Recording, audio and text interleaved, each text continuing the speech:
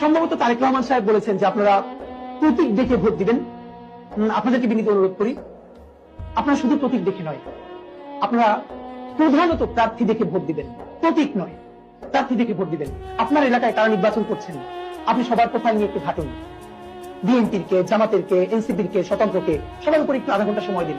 দেখেন, একবার ভালো একটা মানুষকে ভোট দিবেন, 5টা বছর ভালো থাকবেন, আপনি ভালো থাকবেন, আপনার পরিবার ভালো থাকবে, আপনার এলাকা ভালো থাকবে, আপনার দেশটা ভালো থাকবে। আর আপনি যদি ভুল সিলেকশন করেন, আমরা কেউ ভালো থাকবো না।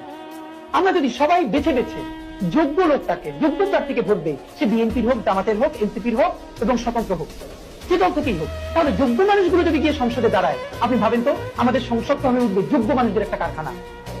ঝগড়া হবে, বিতর্ক হবে যোগ্য মানুষদের সাথে পলিসি নিয়ে। সেখানে কেউ যাত্রা করবে না, আর কেউ গান গাইবে না জনগণের পয়সায়, সংসদে নাটক করবে না, যাত্রাপালা করবে না। সুতরাং প্লিজ প্রতীক দেখে নয়, যোগ্য প্রার্থীকে ভোট দিন, সে যেই দলেরই হোক।